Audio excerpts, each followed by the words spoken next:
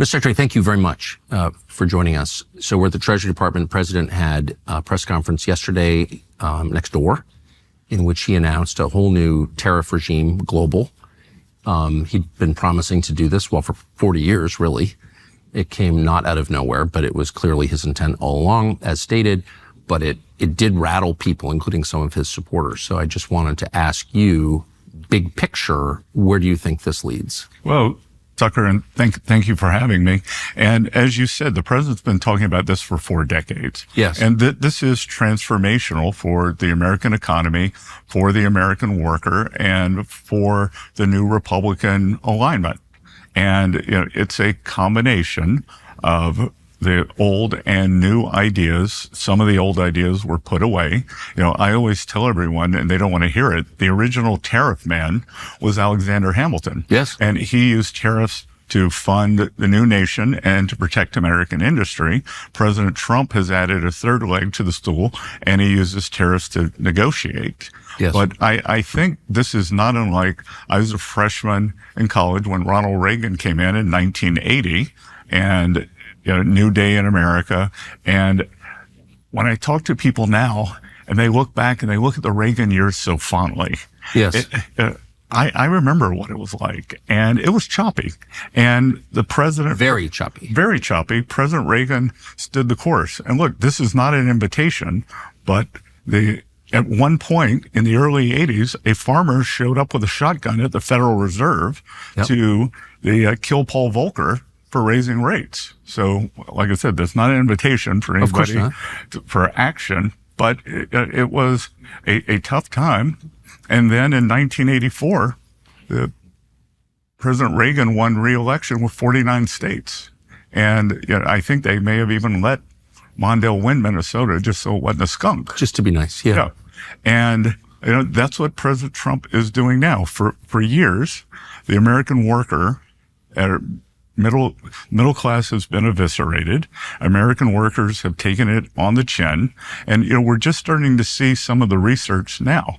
Like, we're seeing research on what's called the China shock from 2004.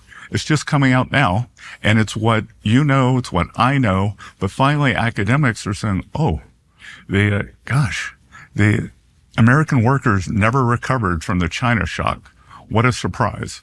And President Trump sensed it 40 years ago, but out on the campaign trail starting in 2015 up until last year, he has promised the American workers that the old standard of living can come back. And because what we've seen over the past at least 20 years since the China shock, but more like the past 30, are these massive distributional problems where the coasts have done great. Yes. And the middle of the country they have just seen quality of the life expectancy decline. They don't think their children are going to do better than they are. And a lot of people don't care. And President Trump cares. This administration cares. And this is the first step towards realigning that. A lot of our trading partners, including some of our allies, have not been good partners. If tariffs are so bad, why do they have them? Great question. Why do they have them, right? Or if the American consumer is going to pay all the tariff, then why do they care about tariff? Right. Because they're going to eat them. So, I think that this is the beginning of a process. We're going to reindustrialize, that we have gone to a highly financialized economy. We have stopped making things, especially a lot of things that are relevant for national security. I think one of the few good outcomes from COVID was we had a beta test for what maybe a kinetic war with a large adversary could look like. And it turned out that these highly efficient supply chains were not strategically secure.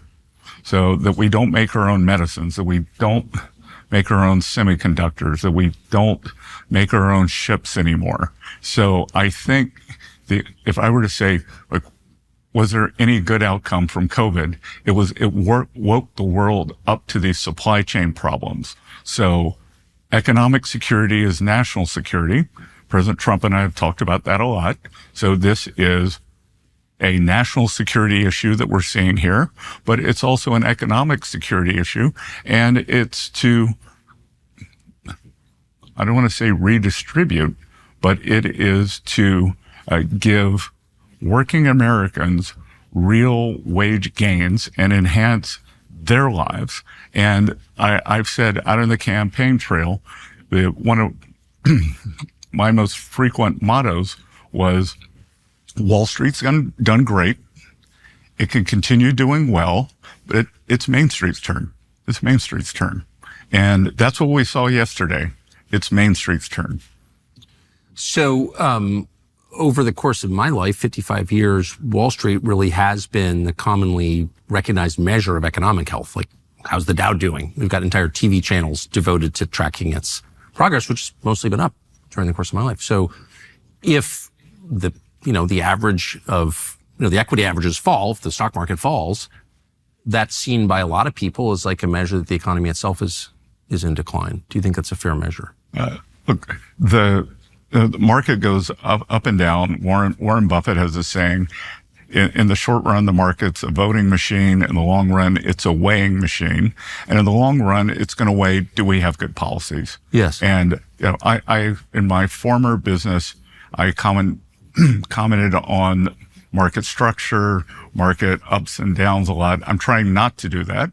Yes. But for everyone who thinks that these market declines are all based on the president's economic policies, I can tell you that this market decline started with the Chinese AI announcement of DeepSeek.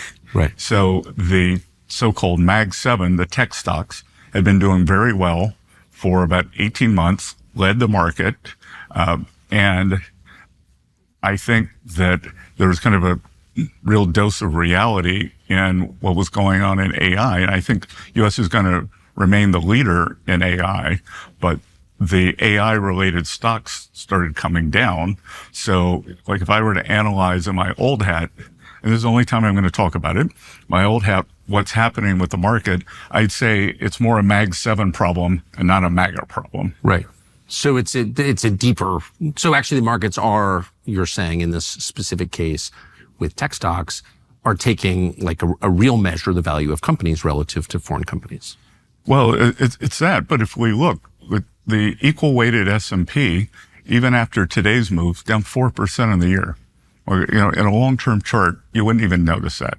Yeah. And I think the most important thing that we can do, that I can do as the Treasury Secretary, that President Trump wants to do, is put in sound fundamentals for the underlying economy. And if the underlying economy is good, if taxes are stable, if businesses have predictability, if we have cheap and plentiful energy, if we deregulate, if we treat our workforce well, then we're going to have a great stock market. Fair. The president suggested in describing his plan for tariffs, he said, look, you could conceivably fund a lot of government with tariffs. And that would suggest that taxpayers fund less of the burden. And so do you expect that these will be accompanied by a congressionally approved tax cut